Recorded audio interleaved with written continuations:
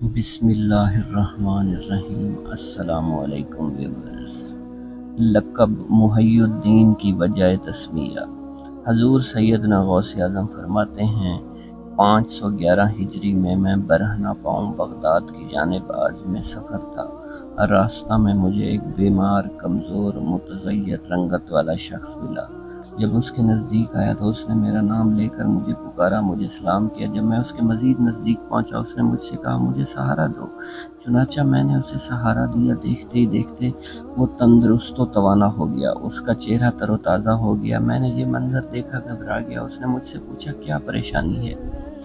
حضور سیدنا غوث اعظم فرماتے ہیں اس شخص کی بات سن کر میرے چہرے پر اطمینان کی کیفیت طاری ہوئی۔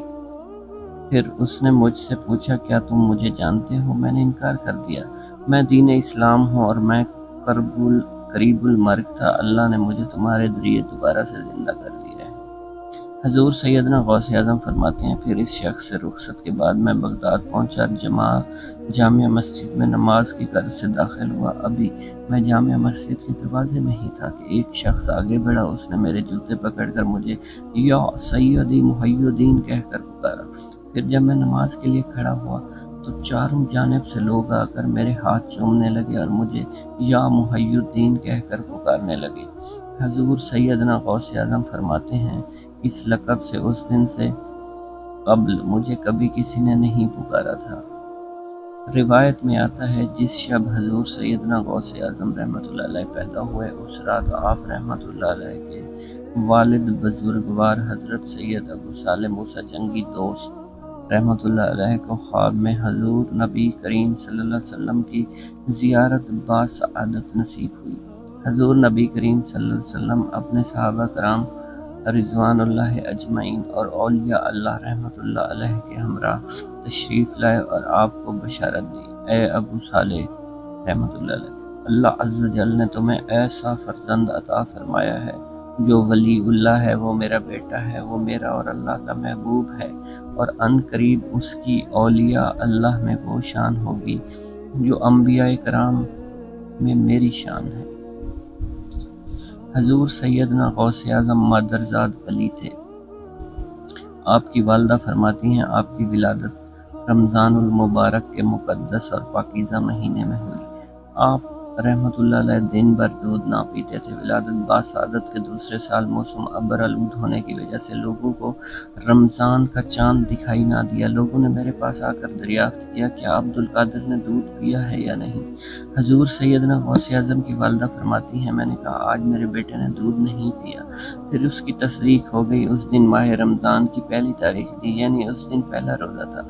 اس واقعہ سے تمام شہر میں یہ مشہور ہو گیا کہ سادات کے گھرانے میں ایک لڑکا پیدا ہوا ہے جو رمضان المبارک میں دن کے وقت بھی دودھ نہیں پیتا۔ حضور سیدنا غوث اعظم کی والدہ ماجدہ فرماتی ہیں کہ آپ کا تمام رمضان المبارک میں یہی معمول رہا کہ سارا سال آپ دودھ پیا کرتے تھے، مگر جو ہی رمضان المبارک شروع ہوتا آپ دودھ پینا ترک فرما دیا کرتے تھے۔ طلوع آفتاب سے لے کر غروب آفتاب تک قطعاً دودھ نہ پیتے تھے، خواہ کتنی ہی دودھ پلانے کی کوشش کی جاتی، اور آپ رمضان المبارک کے پورے مہینے میں دن کے وقت روزے سے رہتے، اور جب مغرب کے وقت اذان ہوتی لوگ افطار کرتے تو آپ بھی اس وقت دودھ پیا کرتے تھے۔ روایت میں آتا ہے کہ حضور سیدنا غوث اعظم جب پڑھنے کے لائق ہوئے تو آپ کو قرآن مجید کی تعلیم کے لیے ایک مدرسے میں لے جایا گیا تاکہ آپ قرآن مجید حفظ کریں۔ جب آپ اپنے استاد کے سامنے دو زانو ہو کر بیٹھ گئے، استاد نے کہا پڑھو بسم اللہ الرحمن الرحیم۔ آپ نے بسم اللہ الرحمن الرحیم پڑھنے کے ساتھ ساتھ الف لام میم سے لے کر مکمل 18 سپارے زبانی سنا دیے۔ آپ کے استاد نے حیرانگی سے پوچھا تم نے یہ کب پڑھے اور کیسے حفظ کیے؟ آپ نے فرمایا میری والدہ ماجدہ کو یہ 18 سپارے یاد ہیں اور وہ ان کو اکثر پڑھا کرتی تھی جب میں شکم مادر میں تھا، چنانچہ یہ 18 سپارے بارہا سنتے سنتے مجھے یاد ہو گئے تھے۔ اللہ تعالیٰ کمی بیشی معاف فرمائے۔ اگر آپ کو غوث پاک کی سٹوریز اچھی لگ رہی ہوں تو انشاءاللہ میں یہ بیان کرتا رہوں گا۔ جزاک اللہ۔